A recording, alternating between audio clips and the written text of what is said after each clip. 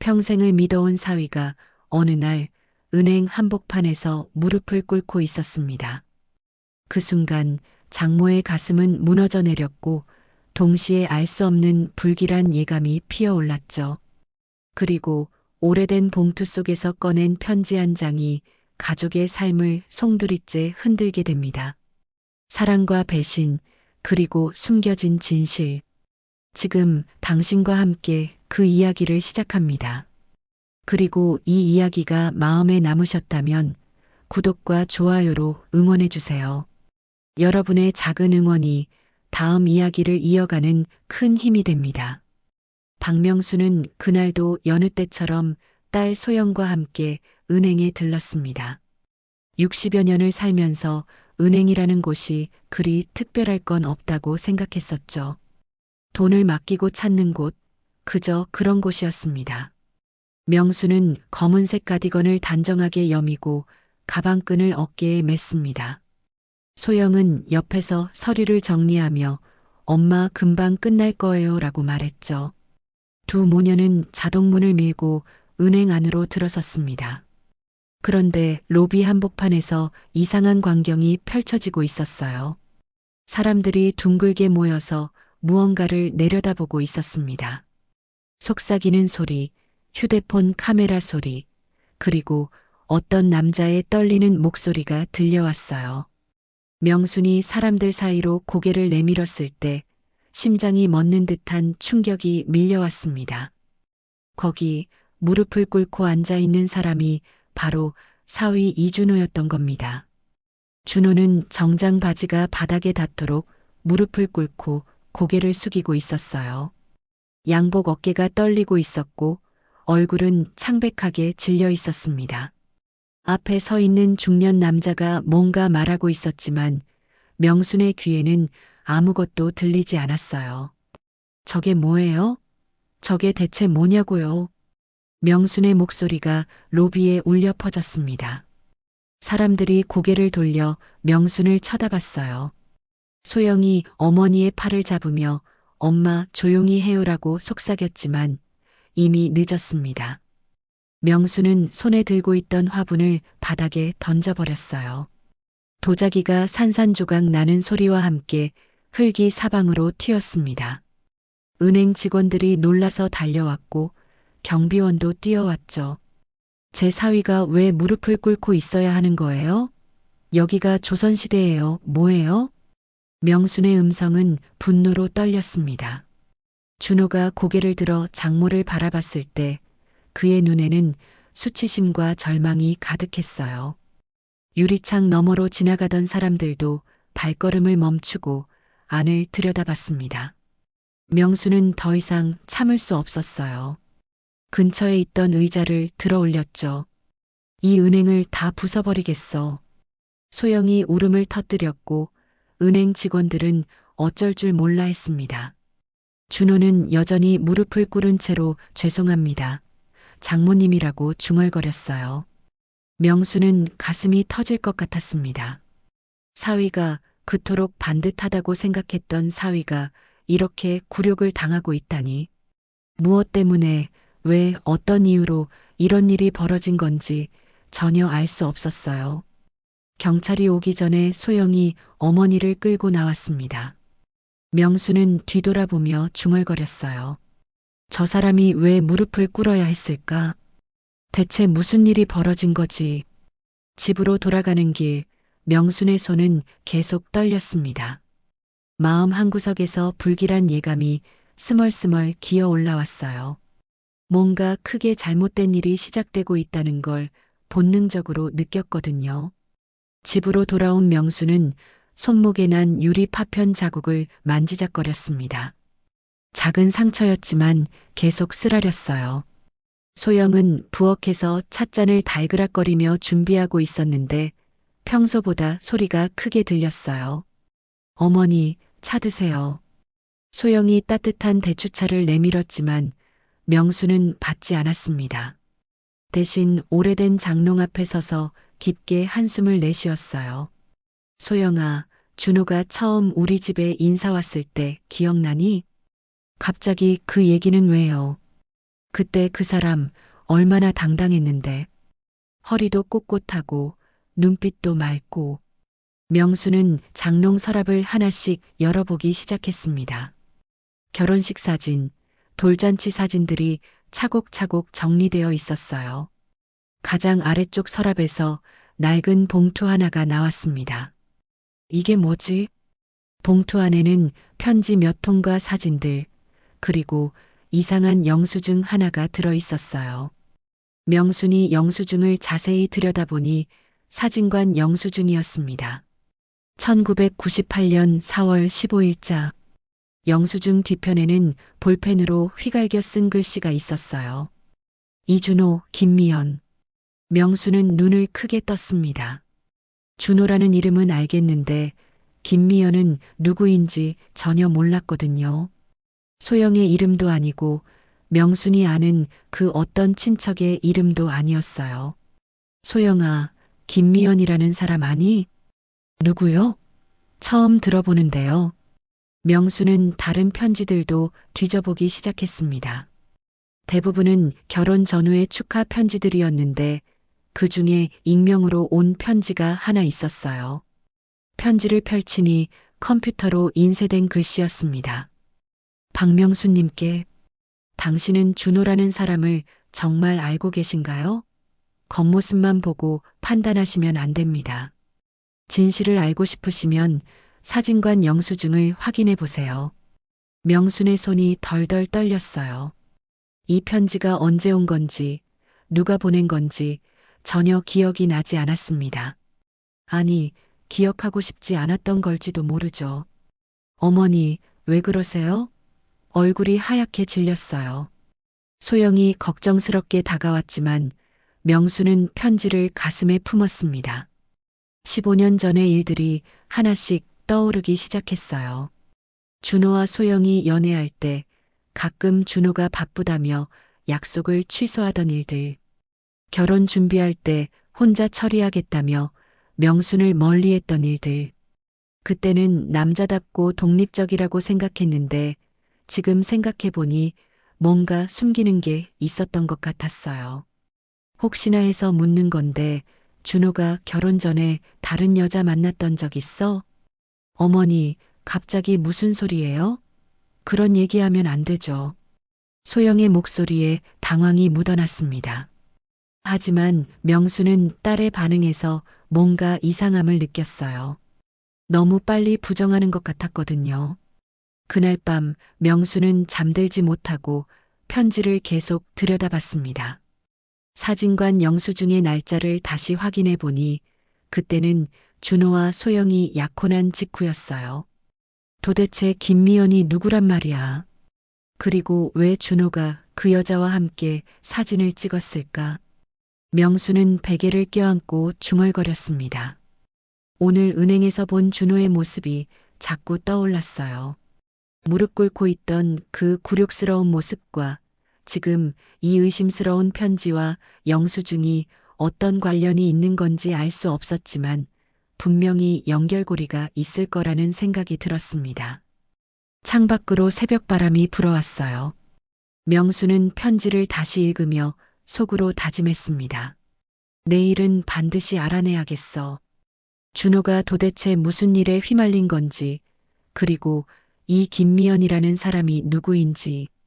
다음 날 아침 명수는 평소보다 일찍 일어나 단정하게 옷을 차려입었습니다. 소영이 부엌에서 아침을 준비하고 있을 때 명수는 가방을 들고 현관으로 향했어요. 어머니, 어디 가세요? 은행에 가봐야겠다. 어머니, 제발 어제 같은 일은 하지 마세요. 준호가 얼마나 창피해했는지 아세요? 소영의 목소리에는 간절함이 묻어 있었지만 명순의 결심은 흔들리지 않았습니다. 어젯밤 잠 못 이루며 생각한 끝에 내린 결론이었거든요. 딸아, 어머니는 그냥 궁금한 게 있을 뿐이야. 난리 치러 가는 게 아니니까 걱정 마. 명수는 소영의 손을 가볍게 잡았습니다. 딸의 손이 차갑게 식어 있었어요.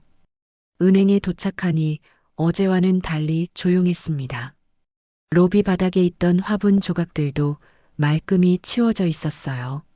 명수는 안내 데스크로 걸어가서 직원에게 말했습니다. 김기태 지점장님 계신가요? 혹시 어제 오셨던 분이세요? 젊은 여직원이 당황스럽게 쳐다봤지만 명수는 차분하게 대답했어요. 네, 그렇습니다. 오늘은 조용히 얘기하고 싶어서 왔어요. 잠시 후 기태가 나타났습니다. 50대 중반의 그는 온화한 미소를 지으며 명순에게 인사했어요. 어르신, 어제는 놀라셨을 텐데. 죄송합니다. 지점장님, 한 가지만 물어봐도 될까요? 제 사위가 왜 무릎을 꿇어야 했나요? 기태의 표정이 순간 굳어졌습니다. 그는 주변을 둘러본 후 명순을 지점장실로 안내했어요. 어르신, 이런 얘기는 여기서 하는 게 좋겠습니다. 지점장실에 앉은 명수는 기태를 똑바로 쳐다봤습니다. 60여 년을 살면서 사람을 보는 눈은 어느 정도 길러졌거든요. 기태의 눈빛에서 불편함과 망설임을 읽을 수 있었어요. 준호 씨가 개인적인 문제로 곤란한 상황에 있습니다. 개인적인 문제라니 무슨 뜻인가요? 금전적인 문제라고 보시면 됩니다. 은행 업무와는 별개의 일이죠. 기태는 말끝을 흐리며 시선을 피했습니다. 명수는 가방에서 사진관 영수증을 꺼내 책상 위에 놓았어요. 혹시 김미연이라는 사람 아세요? 기태의 얼굴이 순간 하얗게 변했습니다. 그는 영수증을 보더니 당황한 듯 자리에서 일어섰어요. 어르신, 그건 어디서 구하신 겁니까? 그럼 아시는군요. 이 사람이 누구죠? 바로 그때 지점장실 문이 열리며 준호가 들어왔습니다. 그는 명순을 보자 깜짝 놀라며 고개를 숙였어요. 장모님, 왜 여기에? 준호야, 너도 잘 왔다. 김미연이 누구니? 준호의 얼굴에서 핏기가 싹 빠졌습니다. 그는 기태를 쳐다본 후 다시 명순을 바라보며 입술을 떨었어요. 장모님, 그건 뭐가? 말해봐. 명순의 목소리가 점점 커졌습니다. 준호는 두 손으로 얼굴을 가리며 주저앉았어요. 죄송합니다. 정말 죄송합니다. 제가 잘못했습니다. 뭘 잘못했다는 거야? 대답이나 제대로 해. 기태가 나서서 말을 막으려 했지만 이미 늦었습니다. 준호는 고개를 들어 장모를 바라보며 떨리는 목소리로 말했어요. 김미연은 제가 결혼 전에 만났던 사람입니다. 하지만 지금은 아무 관계도 없어요. 명수는 가슴이 쿵하고 내려앉는 것을 느꼈습니다. 예상했던 대답이었지만 직접 듣고 보니 충격이 컸어요. 그럼 소영이는 알고 있니? 아니요. 말하지 못했습니다. 15년 동안 숨기고 살았다는 뜻이지? 준호는 대답하지 못했습니다. 기태가 옆에서 안절부절 못했지만 명순의 추궁은 계속됐어요. 그래서 어제 무릎을 꿇은 거야? 그 여자 때문에? 장모님, 제가 끝까지 책임지겠습니다. 준호의 마지막 말에서 명수는 더 큰 뭔가가 숨어 있다는 것을 직감했습니다. 단순히 과거 연인 문제가 아니라 현재 진행형의 복잡한 문제가 있다는 걸 느꼈어요. 명수는 자리에서 일어서며 준호를 내려다봤습니다. 집에 가서 소영이한테 다 얘기해. 더 이상 숨기지 말고. 지점장실을 나서는 명순의 뒤에서 준호의 한숨소리가 들려왔어요. 그 소리에는 절망과 후회가 가득했습니다. 집으로 돌아온 명수는 사진관 영수증을 다시 꺼내 들여다봤습니다. 김미연이라는 이름이 자꾸 눈에 걸렸어요. 준호가 과거 연인이라고 했지만 뭔가 더 복잡한 사연이 있을 것 같았거든요. 소영은 거실에서 빨래를 개고 있었는데 어머니가 들어오자 불안한 표정을 지었어요. 어머니, 은행에서 뭐라고 했어요? 글쎄다. 준호 그 사람 결혼 전에 다른 여자 있었대. 명순이 담담하게 말하자 소영의 손이 멈췄습니다. 개고 있던 셔츠가 바닥에 떨어졌어요. 그게 무슨 말이에요? 김미연이라는 사람이야. 너 들어본 적 없니? 소영은 고개를 저었지만 그 표정에는 뭔가 숨기고 있다는 기색이 역력했습니다. 명수는 딸을 자세히 들여다봤어요. 소영아, 혹시 너도 알고 있었던 거 아니야? 아니에요. 처음 듣는 이름이라고요. 소영의 목소리가 평소보다 높아졌습니다. 명수는 더 이상 묻지 않고 부엌으로 향했어요. 점심을 준비하면서도 마음이 무거웠습니다. 그때 현관벨이 울렸어요. 소영이 문을 열어보니 70살의 옥순이 서 있었습니다. 옥순 이모, 어떻게 오셨어요? 소영아, 어머니 계시니? 할 말이 있어서. 옥순은 명순의 오랜 친구로 동네 소식에 밝은 사람이었어요. 명순이 나오자 옥순은 의미심장한 표정을 지었습니다. 명순아, 나 좀 보자. 두 사람은 작은 방으로 들어가 문을 닫았어요. 옥순은 목소리를 낮추며 말했습니다. 내가 찾는 김미연이라는 사람 말인데. 내가 어떻게 그 이름을 알아? 동네에서 소문 들었어. 그 여자 지금 이 근처에 살고 있대. 명순의 눈이 커졌습니다. 김미연이 단순히 과거 연인이 아니라 현재도 준호와 연결고리가 있을 가능성이 높아진 거였어요. 어디 사는데? 시장 근처 연립주택이야. 그런데 명순아, 그 여자 혼자 사는 게 아니래. 무슨 뜻이야? 옥수는 주변을 살피며 더욱 목소리를 낮췄습니다. 아이가 있대. 12살쯤 된. 명수는 정신이 번쩍 들었어요. 12살이라면 준호와 소영이 결혼한 지 15년 그 전에 태어난 아이라는 뜻이었거든요. 혹시 그 아이가? 응, 나도 그런 생각이 들어. 그래서 내한테 먼저 알려주는 거야. 옥순이 나간 후 명수는 혼자 앉아 생각에 잠겼습니다. 만약 김미연에게 준호의 아이가 있다면 어제 은행에서 벌어진 일이 단순한 금전 문제가 아닐 수도 있었어요. 저녁 때 준호가 집에 들어왔습니다. 평소보다 어깨가 축 처져 있었고 얼굴도 어두웠어요. 소영이 저녁상을 차리는 동안 명수는 준호와 마주 앉았습니다. 준호야, 김미연한테 아이가 있다며? 준호의 젓가락이 떨어졌습니다.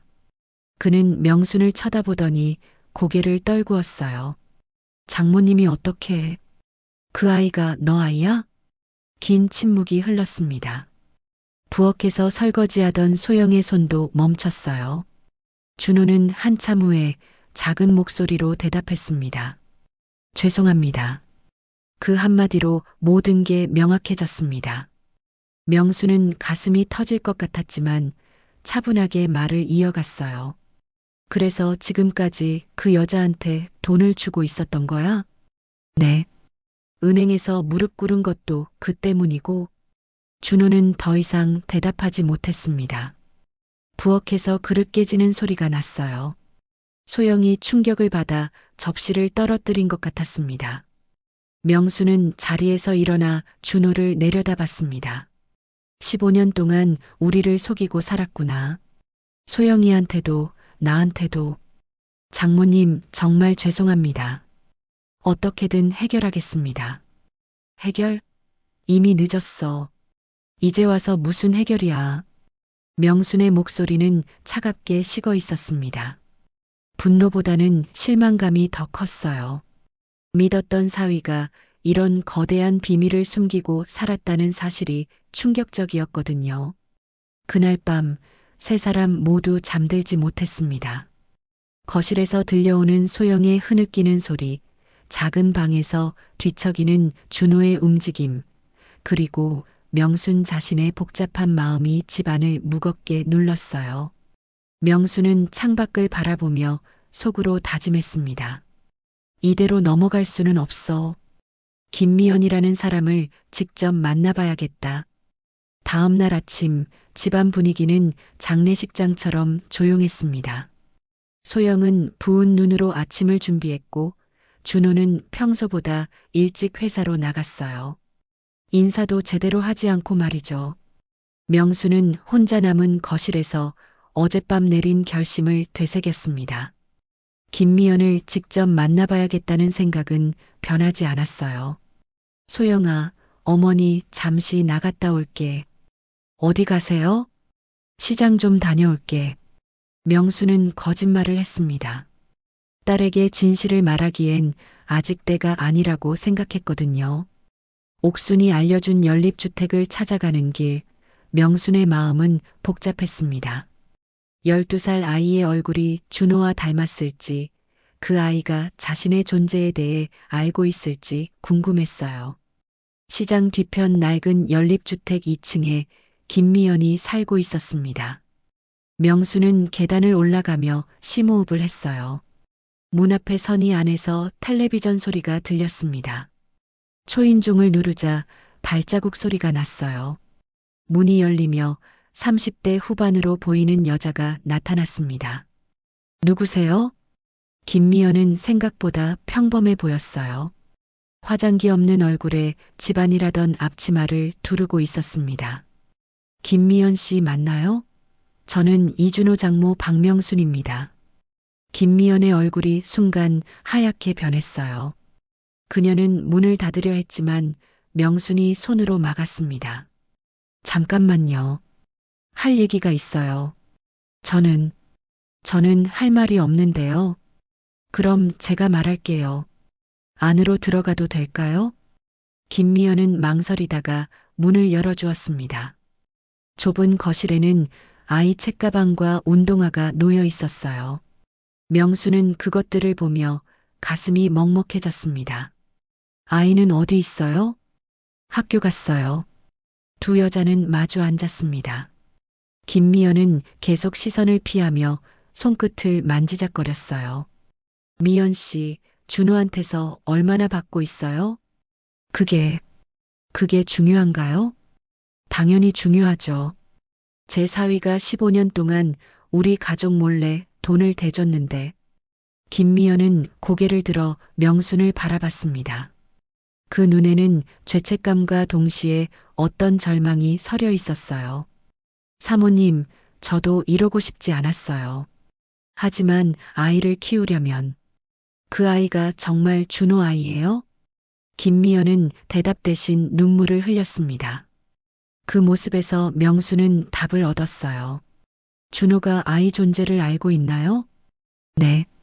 처음에는 모르고 있었는데 아이가 5살 때 우연히 알게 됐어요. 명수는 계산해 봤습니다. 준호와 소영이 결혼한 지 8년째 되던 해였어요. 그때부터 경제적 지원이 시작됐을 거라고 추측했습니다. 그래서 은행에서 무릎 꿇은 거군요. 예. 준호가 어제 은행에서 누군가에게 무릎 꿇고 있었어요. 당신 때문에 돈 문제가 생긴 거 아닌가요? 김미연의 얼굴이 더욱 창백해졌어요. 그녀는 한참 망설이다가 입을 열었습니다. 사실은 제가 급하게 돈이 필요해서 준호 씨한테 부탁했어요. 아이가 아파서 수술비가 필요했거든요. 그래서 준호 씨가 은행에서 대출을 받으려 했는데 개인 사정 때문에 거절당했나 봐요. 그래서 김미연의 말이 끊어졌습니다. 명수는 상황을 이해하기 시작했어요. 준호가 공식적인 경로로 돈을 구할 수 없어서 다른 방법을 썼고 그 과정에서 굴욕을 당한 것 같았습니다. 미연 씨, 아이는 준호가 자기 아버지라는 걸 알고 있어요? 아니요. 절대 말하지 않았어요. 그냥 아버지는 멀리 있다고만 했어요. 명수는 복잡한 감정에 휩싸였습니다. 분노, 실망, 그리고 동시에 그 아이에 대한 연민이 섞여 있었어요. 미연 씨, 이제 그만하세요. 예. 준호한테서 더 이상 돈 받지 마세요. 우리 가족이 무너지고 있어요. 김미연은 당황했습니다. 경제적 지원이 끊어지면 아이를 키우기 어려워질 게 뻔했거든요. 사모님, 그럼 저는 어떻게? 그건 당신이 알아서 하세요. 15년이면 충분히 받았잖아요. 명수는 자리에서 일어났습니다. 더 이상 이 집에 있고 싶지 않았어요. 집으로 돌아오는 길, 명수는 무거운 발걸음을 옮겼습니다. 김미영과의 만남으로 상황은 더욱 복잡해졌어요. 단순히 과거 연인 문제가 아니라 현재 진행형의 가족 문제였거든요. 저녁 때 준호가 들어오자 소영이 방으로 들어가 버렸습니다. 명순과 준호만 거실에 남게 됐어요. 준호야, 김미연 만나고 왔다. 준호는 얼굴이 하얗게 질렸습니다. 그 아이 아픈가 보더라. 수술비 때문에 돈이 급했던 거지. 장모님, 이제 그만해. 더 이상 그 여자한테 돈 주지 마. 준호는 고개를 숙였습니다. 명순의 말이 맞았지만 자신의 아이를 버릴 수는 없다는 마음도 있었어요. 하지만 그 아이는 내 책임이 아니야. 이미 충분히 했어. 장모님, 제가 어떻게 그럴 수 있겠어요. 제 피를 나눈 아이인데. 명수는 준호의 말에 더욱 화가 났습니다. 그럼 우리 소영이는 뭐가 되는 거야? 15년 동안 바보로 살라고? 그날 밤 집안은 완전히 얼어붙었습니다. 소영은 방문을 잠그고 나오지 않았고 준호는 거실 소파에서 잠을 청했어요. 명수는 혼자 누워서 앞으로 어떻게 해야 할지 고민했습니다. 가정의 평화는 이미 깨져버렸고 이 상황을 수습할 방법을 찾아야 했어요. 며칠이 지나도 집안 분위기는 나아지지 않았습니다. 소영은 어머니와 남편 사이에서 어떻게 행동해야 할지 몰라 했고 준호는 출근 시간을 일찍 하고 퇴근은 늦게 하며 집에 있는 시간을 피했어요. 명수는 혼자 앉아 상황을 정리해 보려 했습니다. 뭔가 중요한 퍼즐 조각이 빠져 있다는 느낌이 계속 들었거든요. 김미영과의 만남에서도 석연치 않은 부분이 있었어요. 그때 옥순이 다시 찾아왔습니다. 평소와 달리 표정이 심각했어요. 명순아, 너 앉아봐. 중요한 얘기가 있어. 무슨 일이야? 김미연 그 여자 말인데 사정이 내가 생각하는 것과 좀 다른 것 같아. 옥수는 목소리를 낮추며 계속 말했습니다. 내가 아는 사람이 그 근처에 사는데 김미연이 혼자 아이 키우는 게 아니래. 무슨 뜻이야? 남자가 같이 살고 있대. 그런데 그 남자가 좀 이상한 사람이라는 거야. 명순의 눈이 커졌습니다. 김미연이 말하지 않은 중요한 사실이 있었던 거였어요. 어떻게 이상한데? 도박을 한다는 소문이 있어. 그리고 그 남자가 김미연을 협박하고 있다는 얘기도 들렸고, 명수는 갑자기 모든 상황이 다르게 보이기 시작했습니다. 김미연이 단순히 양육비를 받는 게 아니라 다른 이유로 준호에게 돈을 요구하고 있을 가능성이 생긴 거였어요. 옥순아, 그 남자 이름이 뭐야? 최동수라고 하더라. 40대 초반이고 일정한 직장도 없는 것 같아. 그날 저녁 명수는 준호가 들어오기를 기다렸습니다. 소영이 부엌일을 마치고 방으로 들어간 후 명수는 준호를 불러 앉혔어요. 준호야, 김미연 집에 최동수라는 남자 있는 거 알고 있었니? 준호의 표정이 순간 굳어졌습니다. 뭔가 숨기고 있다는 게 역력했어요. 장모님이 어떻게... 그럼 알고 있었구나. 왜 그 얘기는 안 했어? 준호는 한참 망설이다가 입을 열었습니다. 그 사람이 저를 협박하고 있어요. 협박? 아이 일을 소영이한테 말하겠다고, 회사에도 소문을 내겠다고 계속 돈을 요구해요. 명수는 이제야 전체 그림이 보이기 시작했습니다. 김미연 혼자 준호에게 돈을 요구한 게 아니라 최동수가 뒤에서 조종하고 있었던 거였어요. 그래서 은행에서 무릎 꿇은 거야? 그 남자한테 줄 돈을 구하려다가? 네. 최동수가 갑자기 큰 돈을 요구했어요. 도박 빚이 있다면서 당장 1,000만 원을 달라고 했거든요. 준호의 목소리는 점점 작아졌습니다. 15년 동안 숨겨왔던 비밀이 하나씩 드러나고 있었어요. 은행에서 정식 대출을 받을 수 없어서 다른 방법을 찾다가 기태 지점장한테 부탁했는데 그래서 지점장 앞에서 무릎 꿇은 거구나. 죄송합니다. 정말 죄송해요. 명수는 분노보다 안타까움이 먼저 들었습니다. 준호가 피해자이기도 했다는 걸 이제야 알게 됐거든요. 준호야, 그 최동수라는 놈이 언제부터 너를 협박했어? 아이가 7살 때부터요. 그때 김미연이 그 남자와 살기 시작했는데 그 남자가 제 존재를 알게 되면서 그럼 지금까지 5년 동안? 네. 처음엔 한 달에 100만 원씩이었는데 점점 금액이 커졌어요. 명수는 가슴이 답답했습니다. 사위가 협박을 당하고 있는데도 가족들은 아무것도 몰랐던 거였어요. 왜 진작 말하지 않았어? 혼자서 어떻게 감당하려고 했니? 소영이가 알면 충격받을 것 같아서. 그리고 장모님도 실망하실까봐.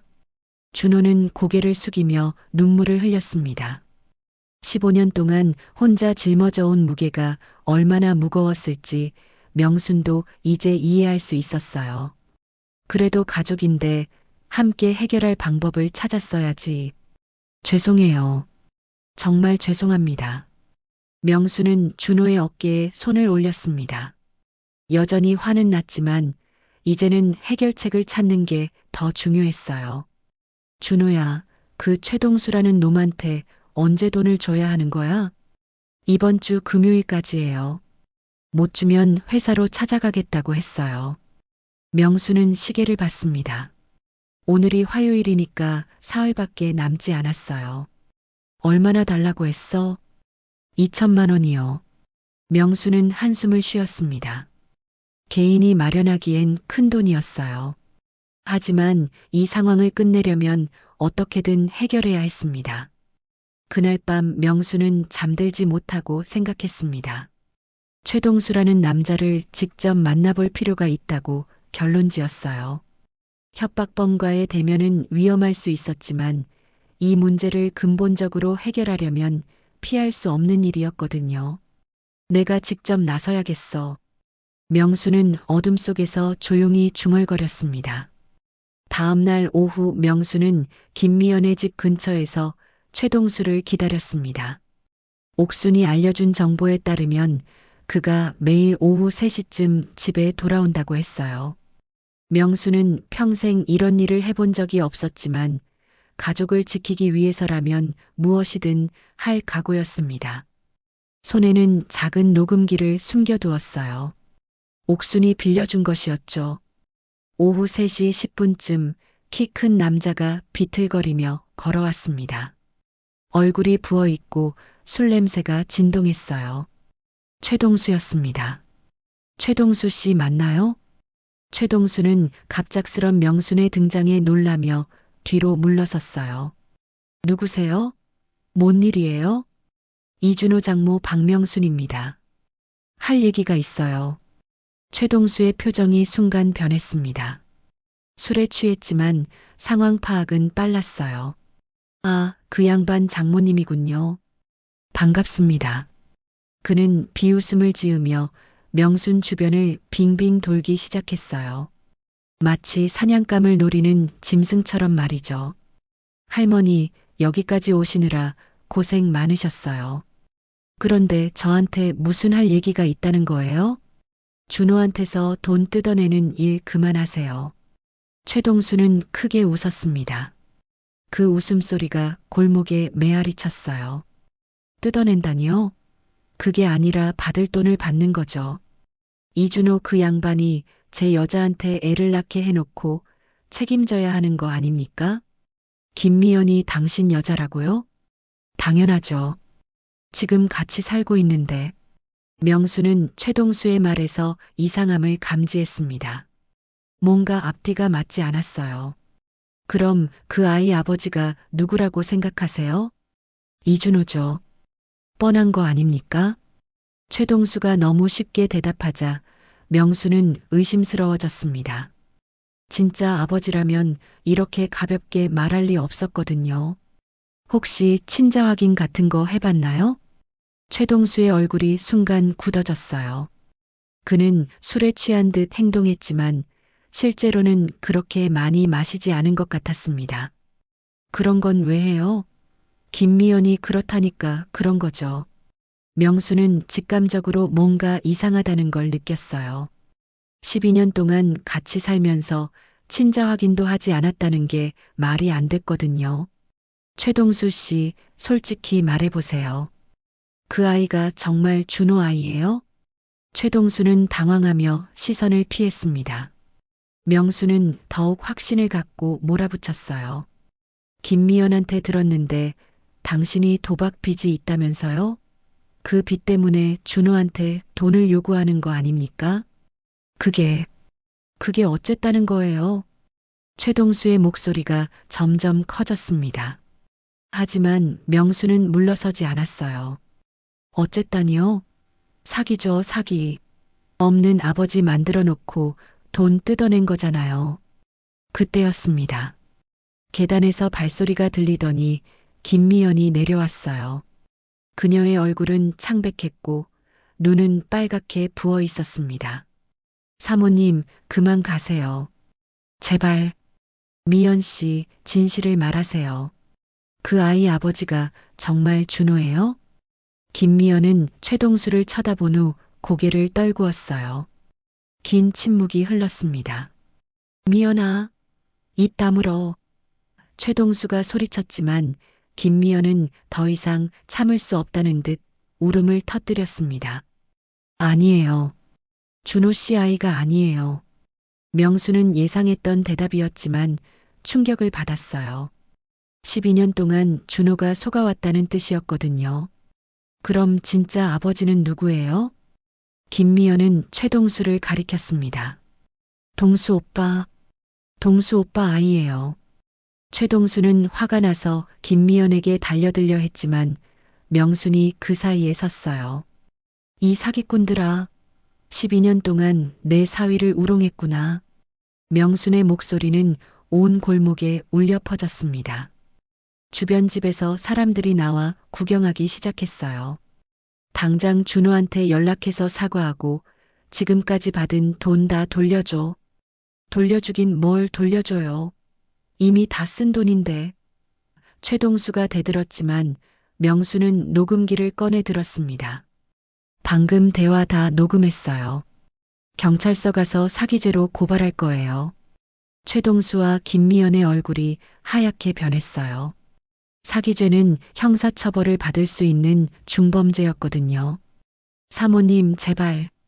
저희도 먹고 살려고 남의 가정을 12년 동안 괴롭혔다고요? 그게 말이 돼요? 명수는 더 이상 들어줄 생각이 없었습니다. 휴대폰을 꺼내 일일이 번호를 누르기 시작했어요. 지금 경찰서에 신고할 거예요. 각오하세요. 잠깐만요. 잠깐만 기다려주세요. 최동수가 명순의 팔을 잡으려 했지만 명수는 날카롭게 소리쳤습니다. 손 치워요. 이제 와서 빌어봤자 소용없어. 결국 경찰이 왔고 최동수와 김미연은 조사를 받게 됐습니다. 명수는 녹음된 내용과 함께 지금까지의 경위를 자세히 설명했어요. 집으로 돌아가는 길, 명순의 마음은 복잡했습니다. 진실을 밝혀내긴 했지만 준호가 12년 동안 받았을 고통을 생각하니 가슴이 아팠어요. 무엇보다 이제 소영에게 모든 걸 설명해야 한다는 부담이 컸습니다. 하지만 더 이상 비밀은 없었어요. 이제야 진짜 새 출발을 할 수 있을 것 같았습니다. 경찰서에서 돌아온 명수는 집 앞에서 잠시 서 있었습니다. 12년 동안 가족을 괴롭혔던 거대한 거짓말이 드디어 끝났다는 안도감과 이제 시작해야 할 진짜 화해에 대한 부담감이 동시에 밀려왔어요. 현관문을 열고 들어서니 소영과 준호가 거실에 앉아 있었습니다. 두 사람 모두 심각한 표정이었어요. 아마 명순이 나간 사이에 많은 얘기를 나누었을 것 같았습니다. 어머니, 어떻게 됐어요? 소영이 조심스럽게 물었습니다. 명수는 소파에 앉으며 깊게 숨을 들이쉬었어요. 다 끝났다. 경찰이 그 사기꾼들 데려갔어. 준호가 고개를 들어 장모를 바라봤습니다. 그의 눈에는 12년 만에 처음으로 평안함이 서려 있었어요. 장모님 정말 감사합니다. 고마워할 건 없어. 가족이니까 당연한 거지. 명수는 소영의 손을 잡았습니다. 딸의 손은 여전히 차갑고 떨리고 있었어요. 소영아, 준호한테서 다 들었지? 네. 그 사람들이 사기를 쳤다는 것도, 준호가 12년 동안 협박당했다는 것도, 소영의 목소리에는 복잡한 감정이 섞여 있었습니다. 남편에 대한 실망감과 동시에 그가 혼자 감당해온 고통에 대한 안타까움이 함께 느껴졌어요. 준호야, 왜 진작 말하지 않았어? 가족이면 함께 짊어져야 하는 거 아니야? 명순의 말에 준호는 고개를 숙였습니다. 죄송해요, 장모님. 소영이가 상처받을까봐, 그리고 장모님께 실망을 끼칠까봐. 바보야. 숨기는 게 더 큰 상처를 주는 거야. 그날 저녁 세 사람은 오랜만에 함께 식사를 했습니다. 어색한 침묵이 흐르기도 했지만 그래도 예전보다는 훨씬 편안한 분위기였어요. 준호야, 이제 은행 일은 어떻게 될 거야? 기태 지점장님께서 이해해 주셨어요. 개인적인 사정이었다는 걸 아시니까. 다만 앞으로는 더 조심해야겠지만요. 며칠 후 옥순이 찾아왔습니다. 그녀는 명순의 용기 있는 행동에 감탄하며 박수를 쳤어요. 명순아, 내가 그렇게 당당하게 나설 줄 몰랐어. 정말 멋있더라. 옥순아, 나도 처음엔 무서웠어. 하지만 가족을 지켜야 한다는 생각에 두 친구는 차를 마시며 그동안의 일들을 정리했습니다. 명수는 이번 일을 통해 많은 걸 배웠다고 했어요. 사람이 살다 보면 예상치 못한 일들이 참 많이 생기는구나. 그런데 중요한 건 그럴 때 가족끼리 힘을 모으는 거더라고. 한 달이 지나자 집안 분위기는 완전히 달라졌습니다. 준호는 더 이상 늦게 들어오지 않았고 소영도 예전처럼 밝은 모습을 되찾았어요. 명수는 작은 화분을 사서 베란다에 꽃을 기르기 시작했습니다. 어머니, 꽃 키우는 거예요? 응, 봄이 오니까 뭔가 새로운 걸 해보고 싶어서. 소영이 어머니 옆에 앉아 함께 꽃을 들여다봤어요. 작은 새싹들이 파릇파릇 돋아나고 있었습니다. 어느 저녁 준호가 명순에게 편지 한 통을 건넸습니다. 장모님, 제가 쓴 거예요. 꼭 읽어보세요. 편지에는 12년 동안의 고통과 감사함, 그리고 앞으로 더 나은 사위가 되겠다는 다짐이 정성스럽게 적혀 있었어요. 명수는 편지를 읽으며 눈물을 흘렸습니다. 그날 밤 명수는 자신도 편지를 써보기로 했습니다. 준호에게 그리고 소영에게 전하고 싶은 말들이 많았거든요. 편지의 마지막 부분에 명수는 이렇게 썼습니다. 사람은 완벽하지 않습니다. 실수도 하고 잘못된 선택도 하죠. 하지만 그 실수를 인정하고 바로잡으려 노력하는 게 중요한 것 같아요. 우리 가족이 앞으로도 서로를 믿고 의지하며 살아갔으면 좋겠습니다. 다음 날 아침 명수는 베란다에서 꽃에 물을 주며 생각했습니다. 인생이란 참 예측할 수 없는 것 같다고. 어떤 날은 폭풍우가 몰아치고 어떤 날은 따뜻한 햇살이 비추죠. 하지만 중요한 건 폭풍우가 지나간 자리에 더 단단한 뿌리가 내려진다는 것이었어요. 우리 가족도 이번 시련을 통해 더욱 단단해진 것 같았습니다. 소영이 나와서 어머니 옆에 섰습니다. 어머니, 꽃이 많이 컸네요.